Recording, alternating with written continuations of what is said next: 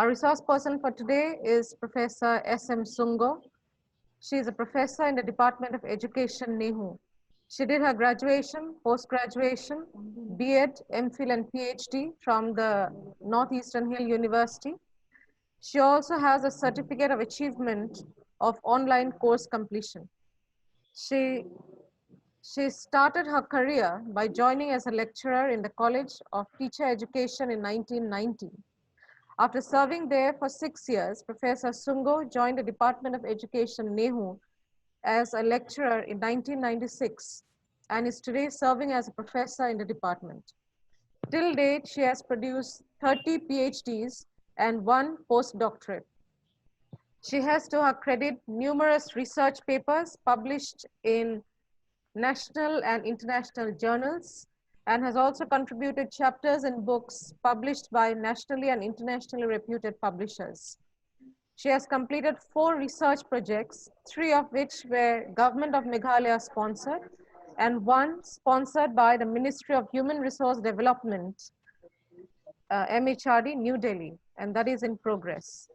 Her areas of interest include teacher education, teaching at tertiary level, measurement and evaluation, educational psychology, guidance and counseling, and research methodology. Besides academic work, administrative work keeps her busy. She was the Dean, School of Education, NEHU from 2016 to 2019, and now is also a member of the National Assessment and Accreditation Council, NAC, Bangalore. So from her profile, we can really understand how busy she remains. But in spite of that, she has been very kind enough and gracious enough to give her consent to be the resource person for today's program. So now I hope all of us will have an enriching experience. Now over to our resource person. Thank you so much, Madam, for that introduction. Actually, I don't need that much of introduction. But anyway, thank you so much for introducing me to the participants. Thank you so much to the college as well and to the organizers for giving me this opportunity to give my presentation. So let me start with the meaning of evaluation, because unless we know the meaning of evaluation, it'll be very difficult for us to, take part in this process.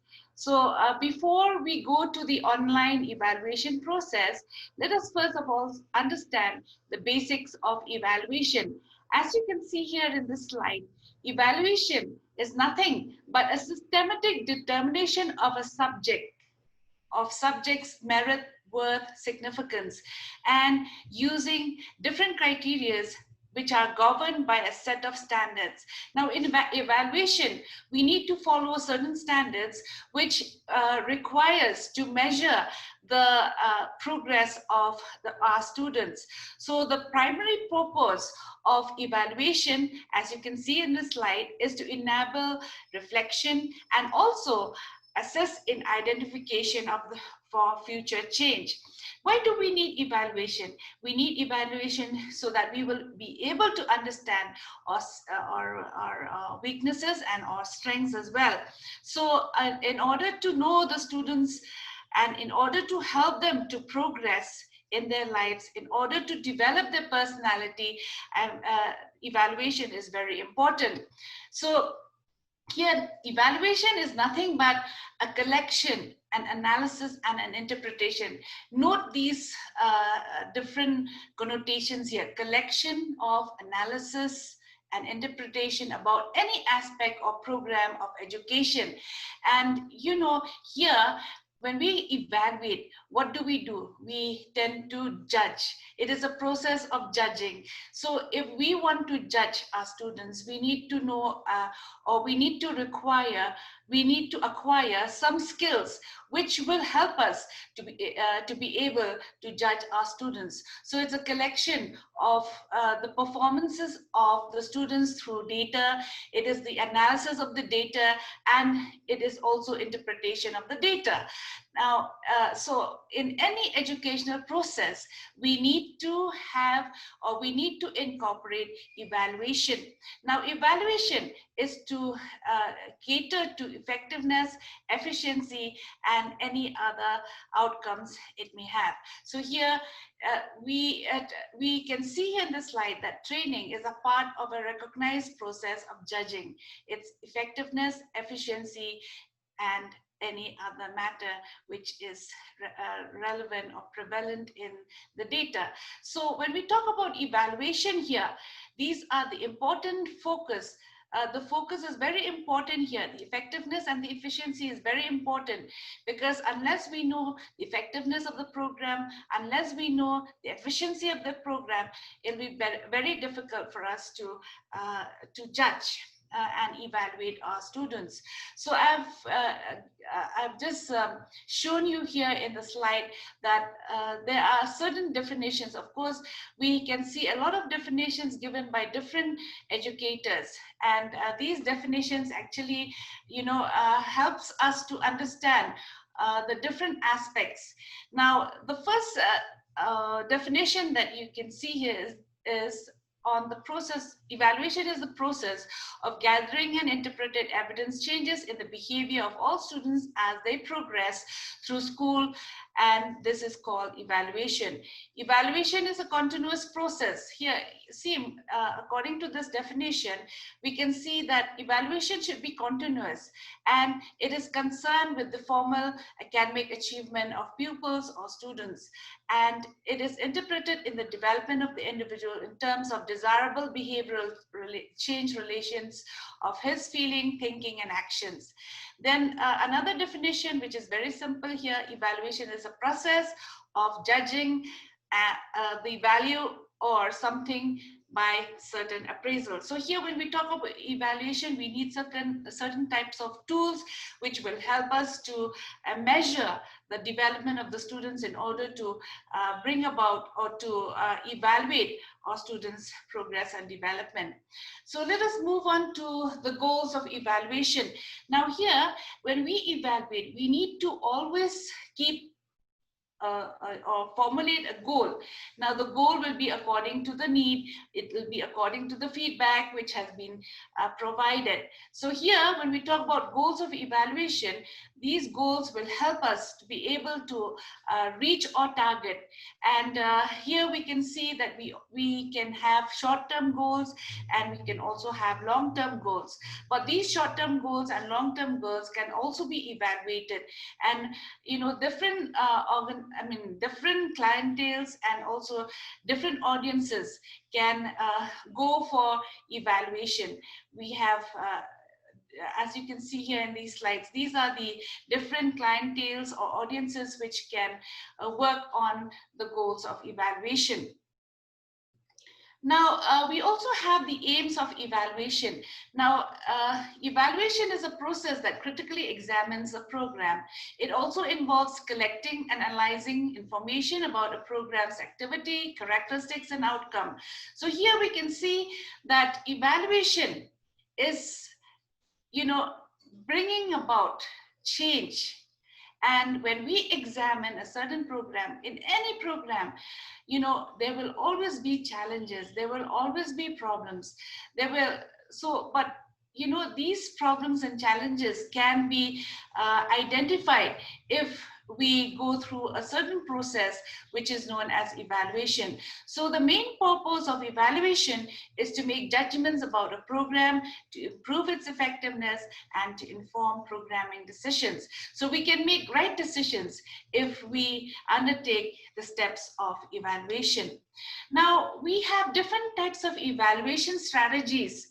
When we talk about evaluation strategies, many of us maybe still have, we do not have a good idea on the evaluation strategies, because I find that many of us have not been able to understand the different evaluation strategies for undertaking this type of process. So I have just given a few of these strategies which are important for the teacher, important for evaluating our students.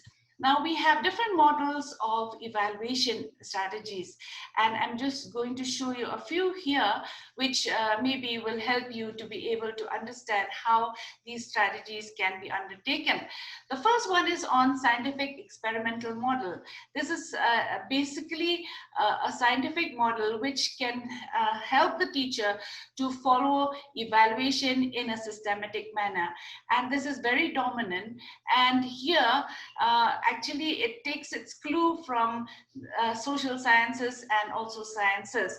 And the priority on the desirability of impartiality, accuracy, and the validity of the information is generated through this scientific experimental model. And I have also given you some examples which can help you to be able to understand this scientific experimental model. So when we follow this model, we should be able to see what are the different steps that are there in this particular model, because I think we are using this model very often by using certain steps of evaluation, and I will be discussing a little later about this. Then we also have management-oriented system model. Now here you can see that this model refers to the program evaluation and review technique, where I think all of you know what is PERT. And we also have this critical path method. Both of these methods have been widely used in business and government.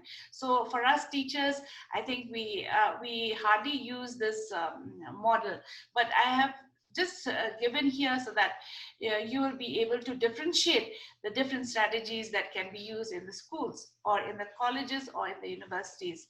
And here, the management-oriented system model emphasizes comprehensiveness in evaluation, placing evaluation within a larger frame of organizational activities. Then we also have the qualitative or the anthropological method models. Now, this usually uses observation, and they need to retain the phenomenological quality of the evaluation context, and also the value of subjective human interpretation in the value process. So here also you can see that the example of this qualitative anthropological models include examples like the fourth generation evaluation, where some critical theories are put forth, and these theories have come about in order to be able to understand the model very clearly. Now, this is the last one where actually this is not very important, but I just wanted to show you that this is also another model where you can evaluate the system. And here we have the clientele-centered approach, stakeholders approach, and consumer-oriented evaluation systems approach. So this is used mainly in business and in maybe management organizations. Now, let us see the types of evaluation. This is a very important aspect where I think we need to take into consideration before we go online, because we need to understand these three important types of evaluation. Now here, first of all, what I feel is if you want to evaluate a subject, or if you want to evaluate a student, then you need to follow these three types of evaluation. First one is the diagnostic type, and here we need to diagnose the learning problems of the students. We need to check their terminal behavior, and after checking their terminal behavior, we can identify their specific learning problems. And then after identifying their specific learning problems, we can prepare them for learning activities. Now, activities, hands-on activities will really help the students to prepare themselves. And then we go for formative evaluation. I'm sure all of you know what is formative evaluation and summative evaluation. So when we talk about formative evaluation here, it tends to strengthen or improve the students who are being evaluated. And then they help form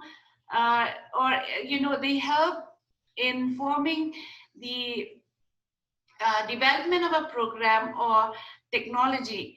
And then the quality of the program is also being implemented during the formative during formative evaluation. So formative evaluation is a procedure where it continues right from the beginning or the start of the school year or of the session till the end of the session. So in this formative evaluation, we can have different types of activities.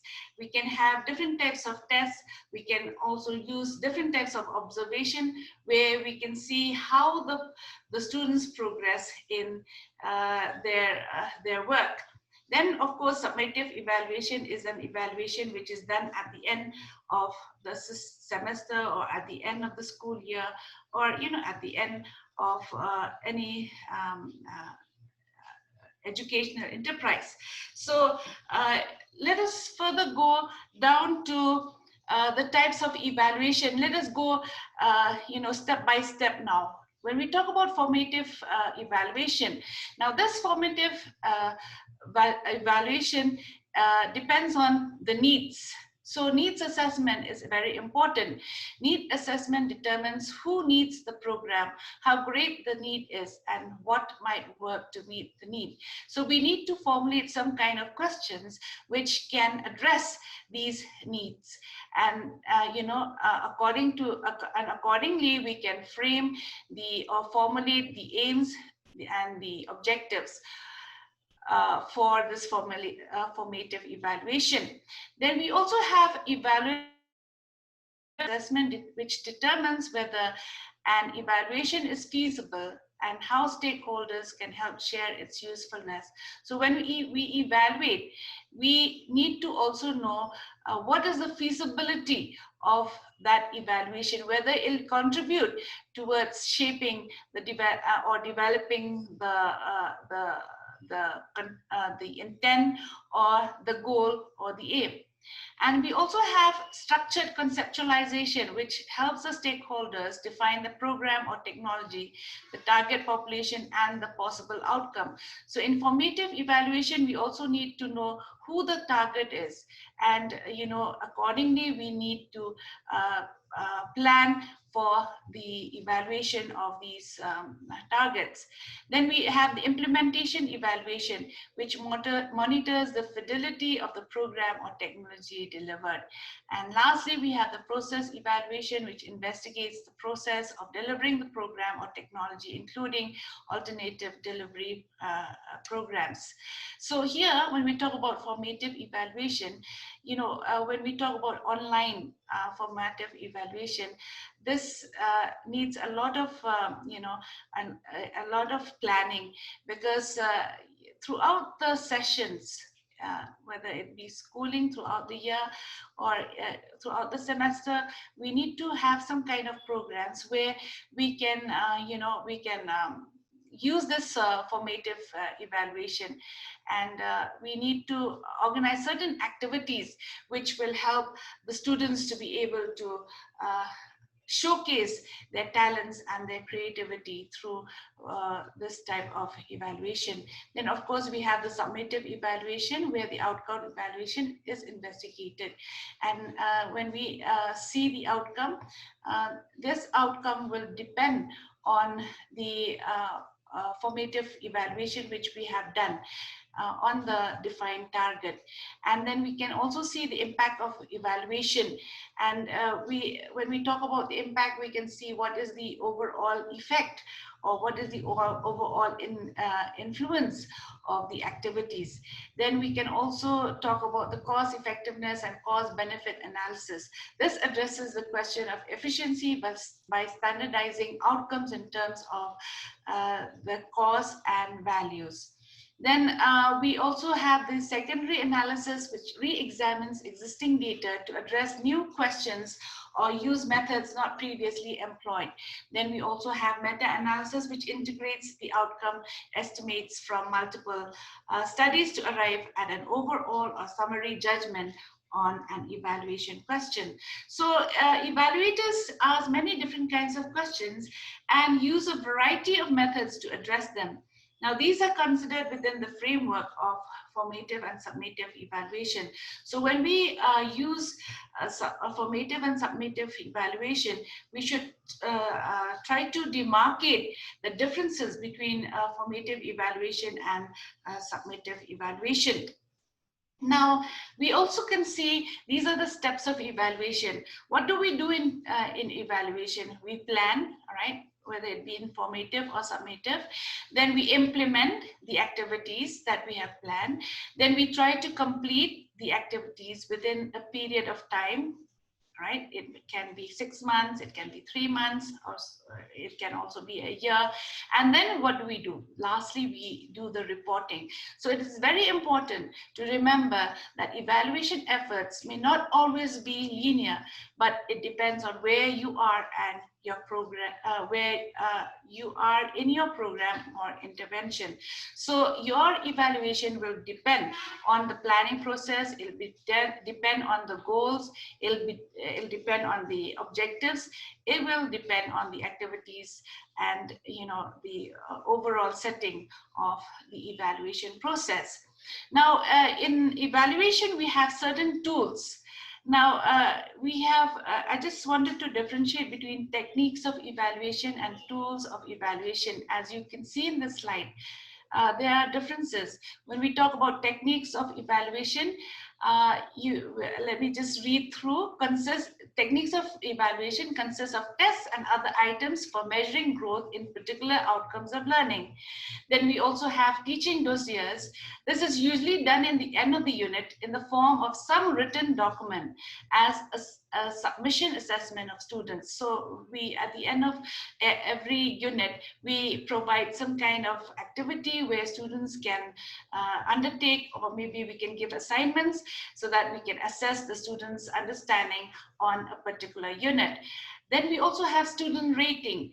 Now, this is also another technique where we often use, where we can say good, very good, or fair, or needs improvement. So we can rate the students according to their work.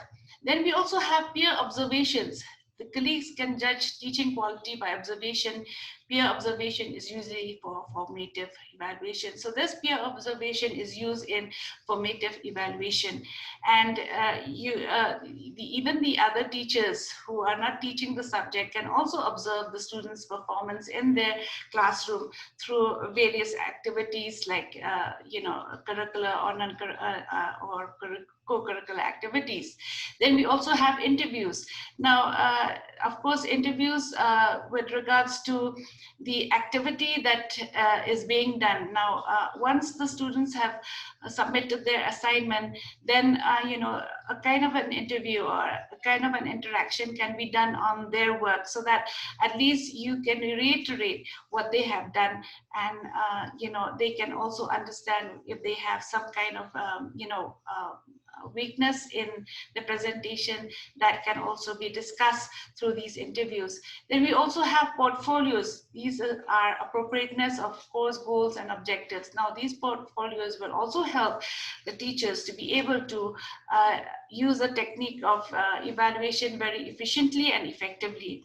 Then we also have classroom assessment. This classroom assessment is done on a daily basis, and this kind of technique will help the teachers to know how to teach or what to teach, and what type of learning materials can they provide for their students.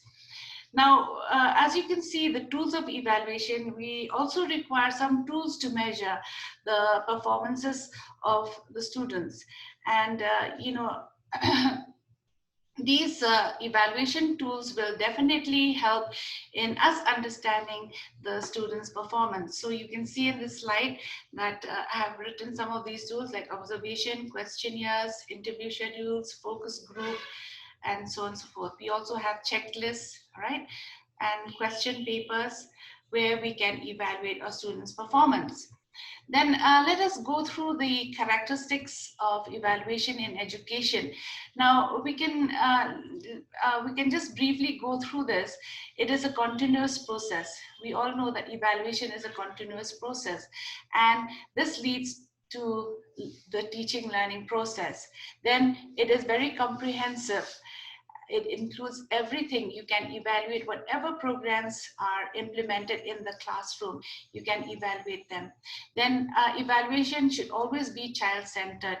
And this is very important because it deals with the learning process of the students and not on the teaching process. So of course, you can also evaluate yourself when you teach, but inside the classroom, it should be child-centered. And you should also be able to understand the child's behavior.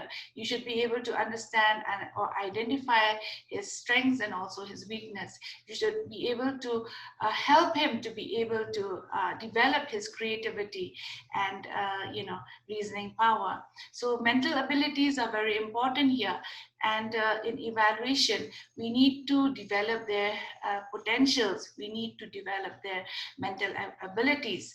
Then we also have, evaluation is a common practice. And, this evaluation process will evaluate the students mentally as well as physically. Now, we also have evaluation in the teaching methods, whether the teaching methods that we are using inside the classroom is effective or not. I've been just a few minutes back, I've been talking about diagnostic tests, and then we also have formative and also summative evaluation. So here, if we use the steps in evaluation, we will be able to understand the effectiveness of our teaching methods, whether it's effective or not. If the students are doing well, that means the methods of our teaching is good. If the students are not doing well in a particular test, that means we need to change our methodology, or we need to change our strategies in teaching that particular topic. Then we also have cooperative process, where evaluation can be a cooperative process involving students, teachers, parents, and peer groups. Parents also plays a very important role in the evaluation process. And I think the teachers should also be able to, talk to the parents with regards to their children in the school, and some kind of interaction should be there with the parents. So all this evaluation, when you talk about this evaluation process, it all refers to the personality development of the individual or of the student. Now we also have the principles. Basing on this, we have the principles of evaluation. We have the principle of continuity, the principle of comprehensiveness, the principle of objectives, the principle of learning experience, the principle of broadness, the principle of child-centeredness, and the principle of application. What I've been talking about are based mainly on these 7 principles. And when you read these principles, you'll be able to understand that everything centers around the child or around the individual. And evaluation for our student is very important. We also have to know the process of evaluation. This is very important. When we evaluate, these are the different steps that can be followed by a teacher. Now, first of all, we have to identify and define the general objectives. Then we also have to identify and define the specific objectives. Then we have to select the teaching points. Then we have to plan suitable learning activities, then we evaluate, and then we use the results for feedback. This is a very common process where each and every teacher does. But at each step, I think we need to be able to, define the right objectives, the right specific objectives, and we need to also know how to select the teaching points. Many a times we find that teachers have difficulty in selecting the teaching points.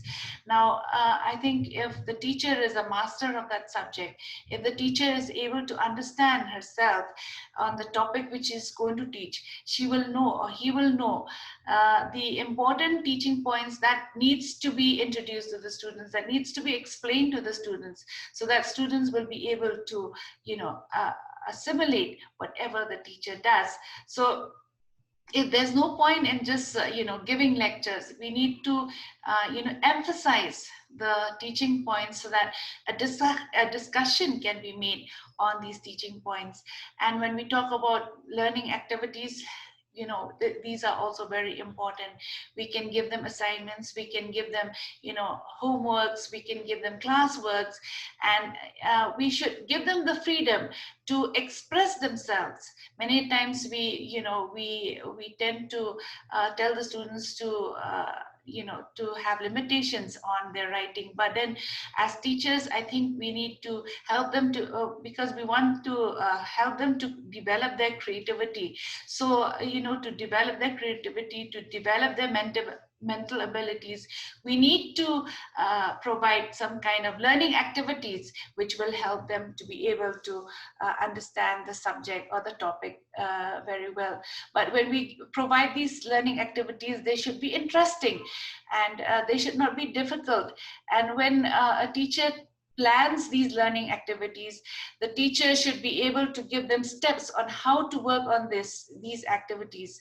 Now, you know, we many times we teachers, we just give them the activities without explaining to them how to go about it. So I think what I feel is you just give them the skeleton, and then they will fill in the gaps or the flesh, so to say. Then after doing this, then we evaluate their progress. We evaluate their work which they have done in the activities, and we can provide feedback after they have submitted their work to the concerned teachers. Then now I have just given this slide here. What are the specific general activities, or sorry, general objectives that we need to define? First of all, in the evaluation process, the first step is to determine what is evaluation. We need to know what are the educational objectives. And you know, we need to also know what will be the teaching objectives, what will be the outcome of our teaching. Then we also need to know what are the abilities and the skills that are required. Like, for example, in mathematics, what are the skills that you want to include in your teaching so that the students will learn how to work out the sums which you are going to provide on the day of your teaching. Then you can also think about the understanding level of the students. Now, you know, sometimes like in the lower classes, many times, you know, the language is the mother tongue is used as a language for teaching. But in higher classes, you can, I think in higher classes, English is being taught. English is being used to teach the students. So, you know, what type of understanding should we develop in the pupil who learns his mother tongue, or who learns who learns the English language? And then the teacher should also identify and state the objectives. This is very important. So in defining the general objectives, for example, if you're teaching English, for example, maybe prose, the students, what are the skills that the students should, you know, accumulate in order to learn prose? There are 4 skills, like the skill of listening, speaking, reading, and writing. Those are the skills which are very important for in teaching a prose lesson. So also in mathematics, you know, so in each subject we have in social sciences, and then we have in sciences, we have in other subjects like environmental sciences, we do have certain skills which are very important. So those should be some of the some of the things that you can incorporate in the general objectives. Then we come to the specific objectives. Now, the specific objectives is more specific, and the main purpose of these specific objectives is to modify the behavior of the students. Now, once we modify the behavior of the students, then the student learns, and if the student learns, then there is a change in behavior. And when there's a change in behavior, then we get a positive learning outcome or a satisfactory learning outcome. Then selecting the teaching points. This is the third step which I was talking about. And here we need to know how to select the teaching points. And each and every teacher, as I said, should be a master of the subject. He should know what are the content matter which are important in the topic which he or she is going to teach. So they should in selecting the teaching point, they should know what is the content that they should teach, how many periods should they take in order to teach that content, and then what will be the activities which can help in achieving the objectives of that particular topic. And then after what is done, the teacher should also analyze the subject matter and also incorporate it in the teaching points, where students will be able to understand not only through the text but even outside of the text. Then we also have suitable activities which can be provided for students. As I've said, you can introduce many activities which are appropriate and which are interesting for the students. Then this evaluation part, the teacher observes and measures the changes in the behavior of his pupils through testing, and this steps adds more dimension to the evaluation process. While testing, the teacher will keep in mind three things: the objectives, teaching points, and the learning activities, and these will focus on the attainment of the objectives. And the teacher cannot do without enlisting the teaching points and planning learning activities of his or her pupils. Here the teacher will construct a test by making maximum use of the teaching points already introduced in the class and learning experiences already acquired by the pupils. Now here, I think the teacher can make kind of a blueprint where the knowledge level, the understanding level, and application level and skills are incorporated. And once there is a blueprint, the teacher will be able to know how to evaluate the students on different aspects or on different angles or from different angles. So the teacher may plan an oral test or a written test. And then maybe because we have different types of tests, all right? We have the short answer tests, we have the objective tests, we have the essay type tests, and so on and so forth. So teachers can also make use of these different types of tests in order to evaluate the students. And after evaluation, then comes the feedback. Here, feedback is very important. Now, once the feedback is given, the students are expected to improve themselves, and also, some of them who have done well should be applauded for doing well. Those who are a little below average should be encouraged. The teacher should encourage the students to do well, to do better. And maybe the teacher can also identify what are the different strengths of those students who are weak in a particular subject, and maybe convert them into activities which can help them to understand the area of weakness. Now, I just want to also show you the differences between test, assessment, measurement, and evaluation. Now, all the three words which precedes evaluation are important for evaluation. When we talk about tests can be given in a classroom, and this evaluation can be done through tests. Evaluation can be done through assessment, and evaluation can be done through measurement. And I have already talked to you about the different types of tools that can be used for measuring the achievement of the students. And then when we culminate all these three, then we can know how to, we can understand the child's development. So this is how we evaluate the students' performance throughout the year. So evaluation includes all types of examination. Its purpose is to check all the aspects of the learner. Evaluation is performed to determine the degree to which goals are attained. Evaluation is a process that uses measurements Information is interpreted according to established standards so that decisions can be made, and it is product oriented. So here we find that, if you look at the definition here, the criteria here, you will see that assessment is a process, whereas evaluation is a product oriented. Now, what is the importance of evaluation in education? Now, you can see the different points that I have shown here. One is a diagnostic. Evaluation, as we all know, as we have discussed just now, it is a continuous and a comprehensive process. Then we also have remedial work. Now, once we have diagnosed the learning problems of the students, then we can prepare for a remedial class where we stress on the weaknesses of the students.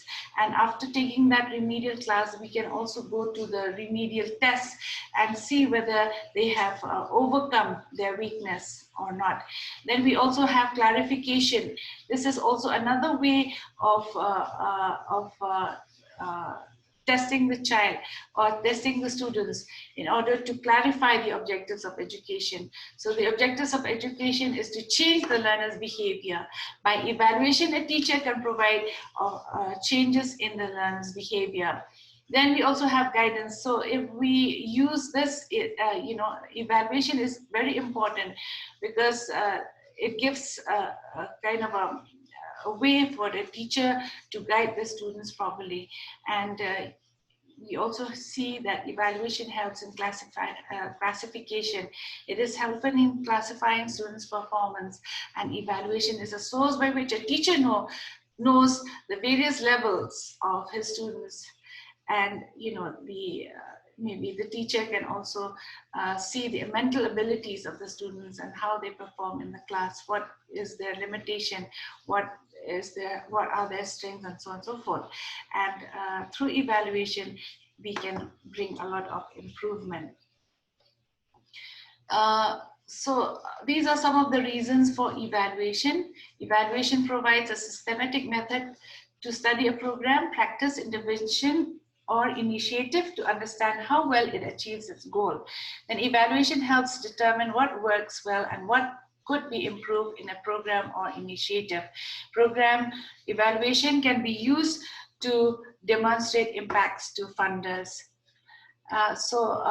When we use these evaluation techniques, we need to understand what we are supposed to do, because the main goal is for personality development and achievement of students. It can be through formative evaluation, it can be through summative evaluation. So we need to work on the performance of the students and how they progress in order to help them to achieve this goal. So these are some of the skills of measurement and evaluation. Administration and interpretation, standardized tests. We also need some we also have some standardized tests which we can use. Then ability to make rapid in classroom assessment of students' understanding and progress, measurement of students' achievement, assigning of grades, ability to explain assessment results to students. I think I'm taking more of your time. It's 11:30 now, but anyway, let me just try to finish this. How do we improve performance evaluation? You can take your time. You can take your time, madam. We started late. Okay. So we begin with a strong performance plan. Okay, this is very important. We use a uniform evaluation cycle. We require regular coaching and feedback. We have to hold formal interim reviews. We set clear expectations for supervisors or teachers. We provide supervisors training or teachers training. We have the higher, the supervisors should be able to work with the HRs in any school or in any, in any institution. And then we need to build a culture for valuable feedback. So these are how we can improve evaluation. So in conclusion for this session, evaluation, let us just summarize what we have discussed. Evaluation helps us in preparing instructional objectives as teachers. Evaluation Process helps in assessing the learner's need. Evaluation helps in providing feedback to the students. Evaluation helps in preparing program materials. Evaluation helps in curriculum development. Evaluation helps in reporting pupils' progress to parents. Evaluation data are very much useful in guidance and counseling. Evaluation helps in effective administration, and evaluation data are helpful in research. So these are important points that we have just discussed just now, and I hope that this discussion that we have had will help us to understand evaluation better. And maybe, you know, when we go online, we need to undertake all these steps and prepare ourselves so that, you know, we get important feedbacks. Now, during this period of COVID-19, we have seen that we are facing so many challenges, so many problems. But I think we are very fortunate that technology is here in our hands, and you know, we can work on these different aspects through technology and maybe help our students. We here, especially in Meghalaya, we do have a lot of challenges with regards to the internet facilities of students, and because many of the students here, who especially from the rural background, they do not have any internet facilities which are functional. Sometimes, you know, we have a lot of rain and we have a lot of problems with regards to the connectivity. So many of our students are not able to get access to the presentations that we provide to them through the net. But then, you know, we are trying our level best to be able to help them online, and sometimes they just phone us. You know, even at the university level, we are finding a lot of difficulty in you know, getting into our students and asking them to, you know, look at our presentation. So we do have these challenges and problems, but I'm sure that, you know, these challenges and problems can be eradicated if we try our level best and work according to the availability of technology that we have in our state. So I would like to thank all of you for patiently hearing me, and I think we can, I'll just give you a little later, maybe 5 or 10 minutes, I'll give you some time, a break, and we can go to this online evaluation where I can give you a, like, you know, I'm also a person who is still learning, so maybe we can, you know, we can contribute, and maybe I can also give you some areas where we can work on this particular aspect, evaluation online. Thank you so much.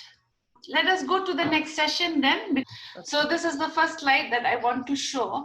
Now here, why do we need to have online evaluation? I would just like to read through what I have given the slide. Many schools and education institutions still depend on traditional paper-based evaluation and are unaware of the benefits of online evaluation system.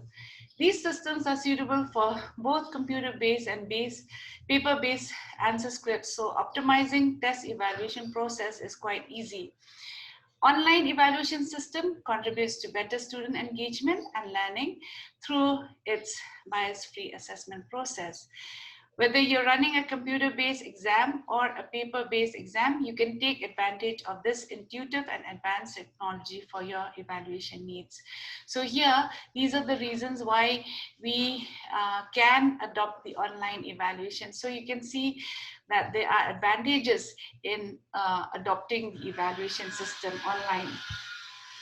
Now, these are the benefits of online examination evaluation system. We can see that online evaluation system simplifies the labor-intensive task of manually collating and correcting answer scripts and sharing the results. It cuts the costs that go into printing and distributing the question answer papers with students and examiners. With online evaluation system, you can quickly scan and mark paper-based answer scripts digitally. And evaluating these answer scripts can creating reports will take only half of the time through the online system.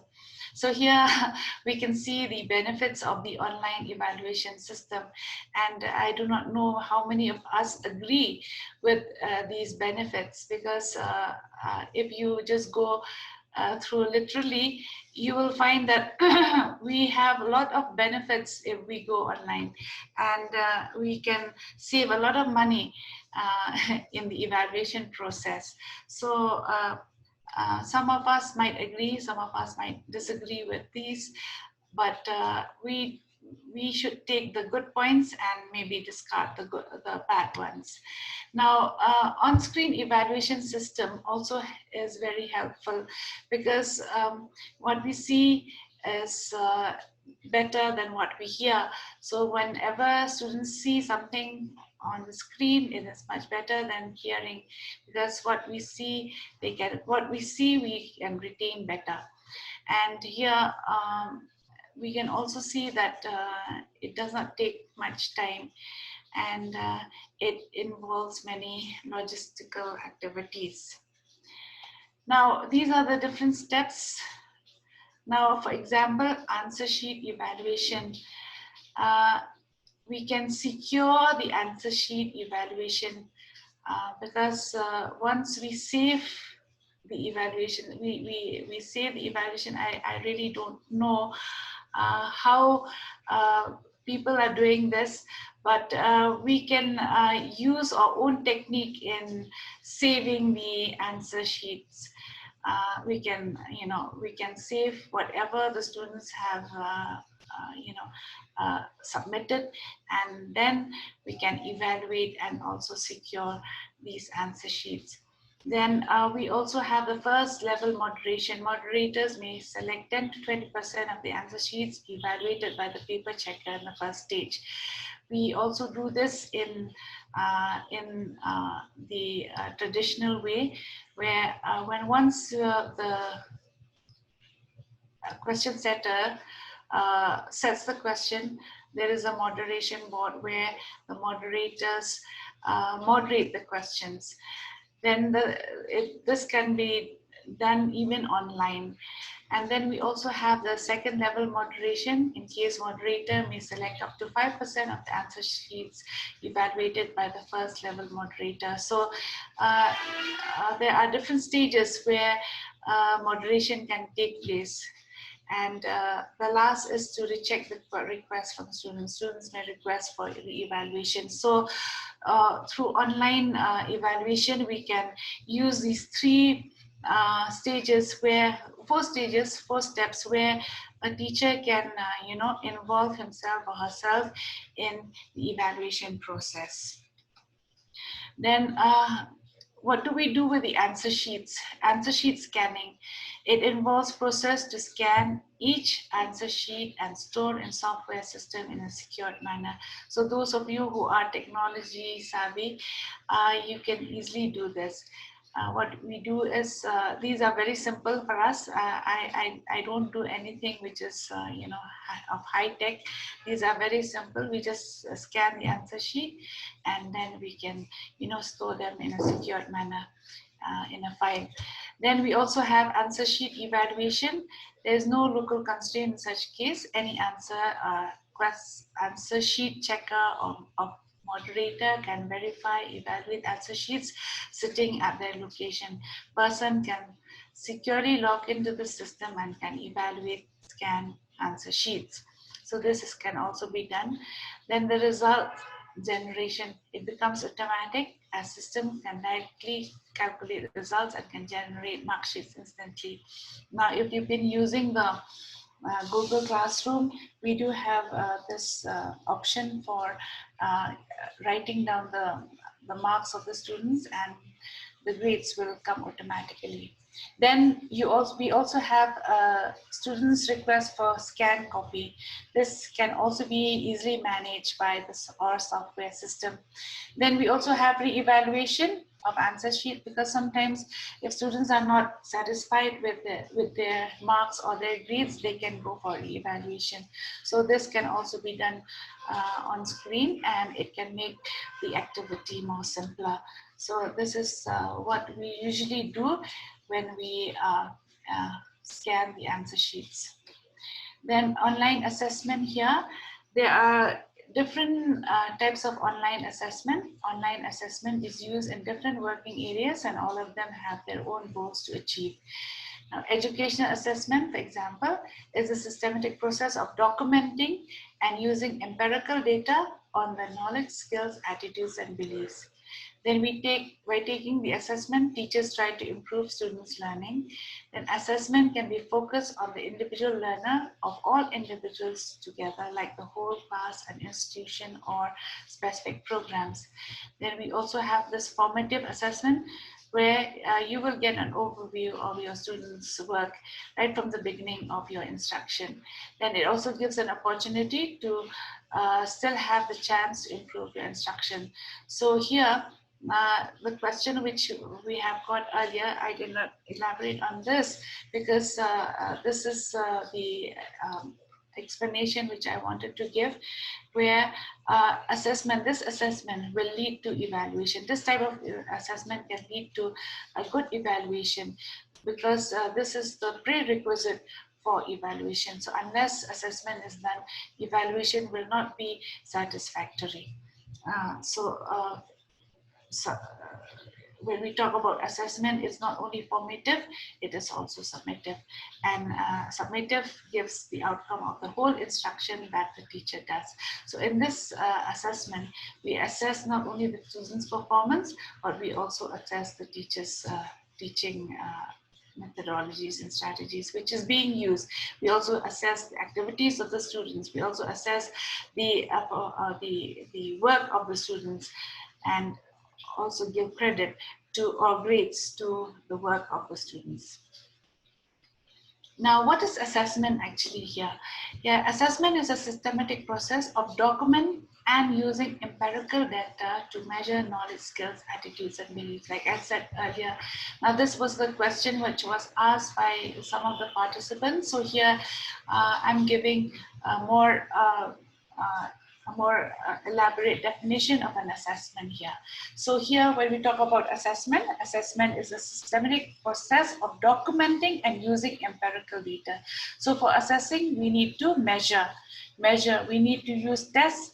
We need to use, or we can observe the knowledge, skills, and attitudes. Then by taking the assessment, teachers try to improve the student's path towards learning. This is a short definition of assessment, which I have provided here. So in short, we can say that assessment helps in making the teachers improve their students' learning and taking them to the right path. Now, what is evaluation? Now, let us see the difference between this assessment and evaluation. Evaluation focuses on the grades and might reflect classroom components other than course content and mastery level. So here, when we talk of evaluation, it is an overall grading of the students. So this overall grading will be achieved through tests, through assessment within the school timings. Now, what is learned? You know, when we talk about evaluation, it's judgmental. So you give a grade. It is product oriented. You give a grade, and then you know at what level the student is in, or at what level you can place the students. So here you can gauge the quality of instruction. You can gauge the quality of development of the students. So this is just an example of evaluation and assessment. For those who've asked question on this, you just read through this example, then you will understand more clearly. For example, you gifted a bouquet of flowers. What is the evaluation? The flower is purple and is too short and not enough leaves. So here, evaluation is judgmental. So here, when you take this as an example, at the end of the session, students are being judged whether they fall under the very good category, excellent category, or the needs improvement category or average category, or maybe the A grade or the B grade or the C grade, it's judgmental. But when we talk about assessment, it increases the quality here. Now, what are the different types of activities that can help in building up the quality of the students or the mental abilities of the students? It is through tests, it is through different activities where they will be assessed and they will be given a kind of a feedback where they can improve their quality. Now, this is the difference. Kindly look at this. What is the difference? This is the question which is being asked. What is the questions between, or the differences between assessment and evaluation here?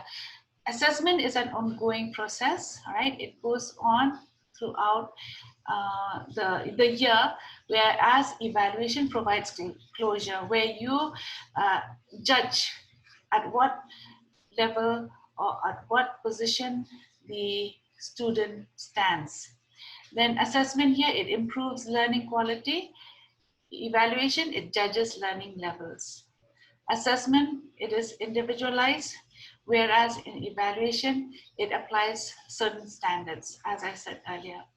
Then assessment here is ungraded, okay? But in evaluation, it is graded. Like for example, A, B, C, it's graded like that. Then provides feedback, assessment, and evaluation shows the shortfall, because when you do the evaluation, it is the end.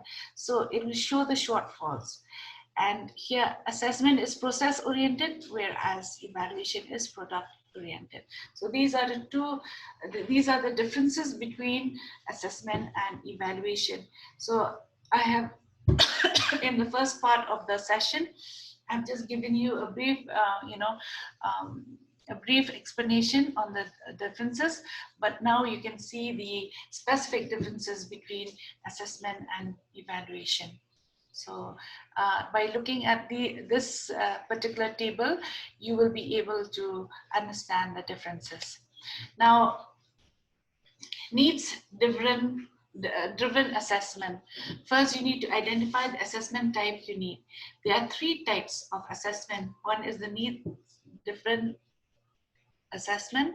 Secondly, the goal-oriented assessment, and third is performance assessment. So here you can see that there are three levels. One is the need, the other one is the goal, and the last one is performance assessment. So what does a need-driven assessment exactly mean? A need-driven assessment is used to identify the deficiency in the performance. So we identify the weaknesses of the students in the performance. Now this can be used through a diagnostic test, right? Then once these are identified, you can think of ways to solve those with an intervention. So intervention means what are the different types of interventions that you can make use of in order to dissolve the deficiencies of the performer or of the students. Then we have different kinds of needs-driven assessment. We have normative need. This, it helps in identify and comparing the target group with a national standard. There is a normative need when the performance of the target group is below the national standard. So there is a certain norm. Here when we talk about needs-driven assessment, we need to look into the norms. Like for example, if anybody of you have been exposed to these psychological tests, like for example, the intelligence test, we do have certain types of norms where the students need to reach that level where you can consider them as intelligent or as bright or as dull or as an average students. So we need certain norms where we try to judge the students' performance. And then we also have comparative needs identified by comparing the target groups with an equivalent peer group. Now we also can identify these, we can also compare the performances of the students amongst them or with different groups.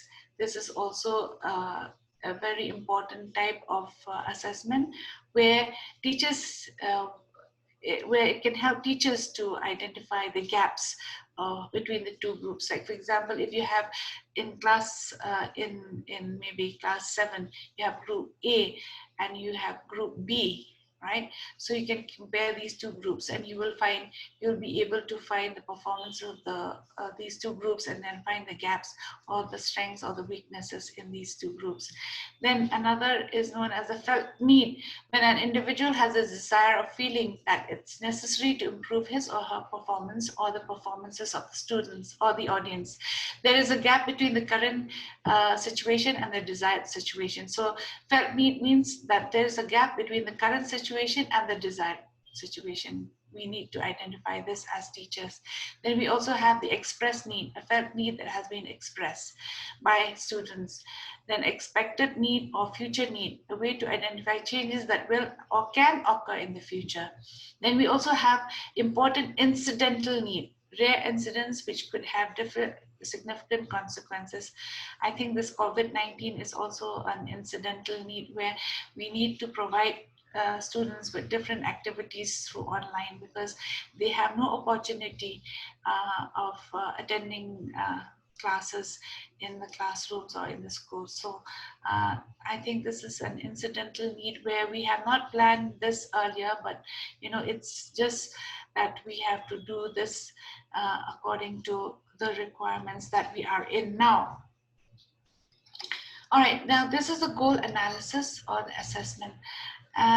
Now, when we talk about need-driven assessment, sometimes it's not always feasible because there will be so many challenges or so many problems coming in the way. So sometimes it might not be, suitable to assess a certain type of need. Then instead of this, some kind of alternative approach to start identifying the problem needs to be used in order to address a solution.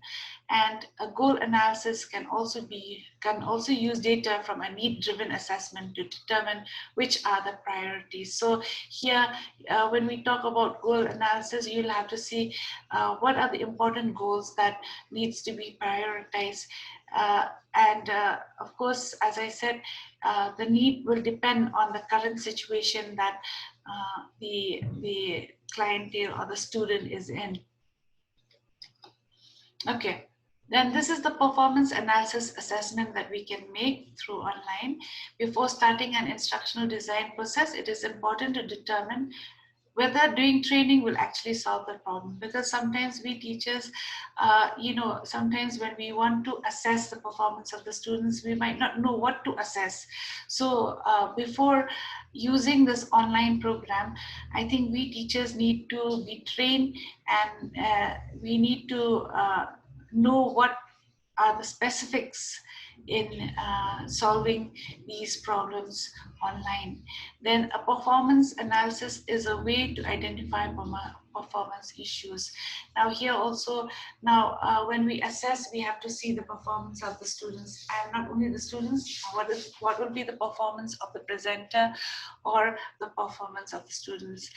And we have, as I said, we have many problems, but these problems, sometimes we can get solutions immediately, but many times we find that solutions need to be tested and we need to see whether they are helpful or not in improving the situation.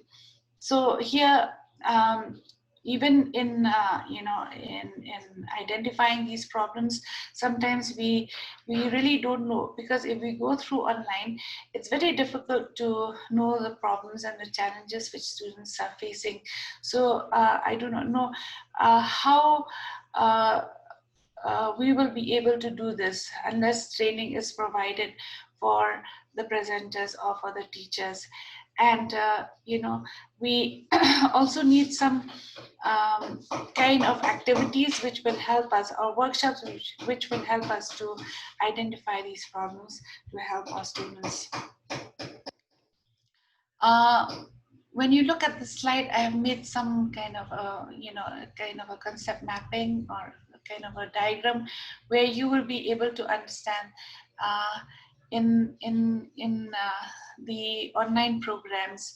Now, performance. How do we analyze the performance of the students?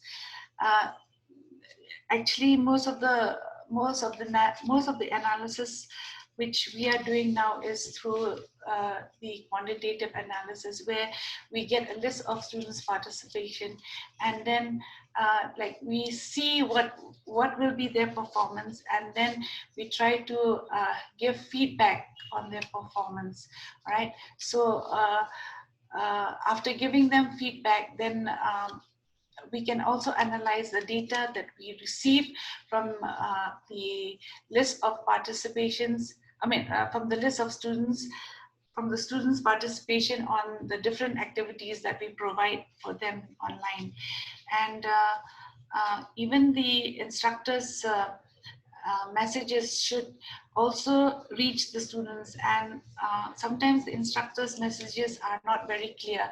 So when we give instructions to our students, we need to give proper instructions in order to be able to help the students to understand what is being required of them. Now, we also need to define the objectives. Now, we have to define the objectives according to the needs. And, when we define the objectives, it should be very specific. Objectives should be measurable, it should be achievable, it should be relevant, and the time the time where we need to achieve the goal should also be stated. So these are the important aspects when we define the objectives. Then, so in short, we can say that evaluation tries to draw conclusions and make predictions. And here we find that evaluation is a process of examining a subject and rating it on the basis of some features or criteria. So I'm sure you've understood what is evaluation. Now, why do we need the evaluation? These are some of the reasons, important reasons why we need evaluation. One is for accountability. The other one is validating our hypothesis. Another one is comparison. Next, knowing the status, knowing the needs, planning further, measure effectiveness of the instructor, measure the effectiveness of impact in meeting objectives, provide feedback and motivation. So these are the main reasons why we require evaluation, even online. And what is the good quality of evaluation? These are the good qualities which needs to be taken into consideration while conducting evaluation online. It's validity, reliability, reproducibility, sensitivity, and it should be very specific. So these are the criteria for good quality evaluation. Now, we also have, in online, we can also use this as discussed earlier. We have the qualitative evaluation, where we use both quantitative and qualitative data. We can also evaluate through formative and summative. So here you've seen here that I've divided this type of evaluation into two parts. One is on the quality of evaluation. Quality can be quantitative or qualitative. Now, the time when these qualitative and quantitative evaluation can take place, it is during the formative and the summative. So this can be pre and post evaluation. So assessment can begin at the begin at the beginning of the school year, and then formative evaluation can be taken within in between, before the end of the year. So evaluation is to assess the outcome and to assess the degree of achievement through pre and post. So right after at the beginning of the school year and the end of the school year, evaluation should be done through the formative or summative techniques. Now, here you can see the differences with the criteria for formative and summative. Now, let us look at the formative. It detects strengths and weaknesses, whereas summative, it provides overall achievement. So this is the purpose of formative and summative. Now the frequency of formative during or at the end of the unit, summative in the end point of certification or promotion. The area covered for formative is this 1 unit or more units, then summative it is a course content. And then administrative utility, here advice, formative advice for advice and for feedback, and summative is for decisive and permanent record. And the feedback for students, it is done immediately for formative evaluation, for formative assessment, and summative assessment will be the last. So information will be given to students, grading will be given to students, where they will know that they are passing, they have passed or they have failed. Then feedback to teachers. Here during formative, it shows error and weaknesses in a specific area, and summative overall passing or failing. So these are the differences where you can show the differences between these two.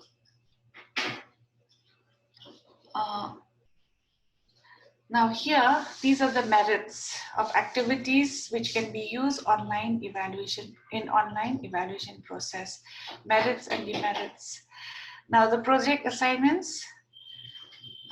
Here the merits, it's showcasing creativity, development of skill judgment. Demerits, time consuming, analysis may be difficult here. Observational skill can be developed, can go in depth, less planning. Demerits, time consuming, analysis may be difficult. Focus group discussion, group energy, cooperative learnings, communication skills, interpersonal relationships. Whereas the demerits, extensive planning, time consuming, analysis may be difficult. Now here questions, extensive in use, in depth, easy to analyze, and demerits, extensive planning. So here you can see the merits and demerits of the online evaluation process, because some of us, like I said earlier, maybe we still need to undergo a lot of training in order to be able to, really evaluate on the students' performances through online. So these are some of the merits and demerits that I've shown in the slide. Now, we also have the questioning style, which we can use in the tests which we are going to show online. You all know what these tests are. Questioning style, we have the open-ended question, we have the closed-ended question, we have a scaler where you can scale or rate students, rate questions.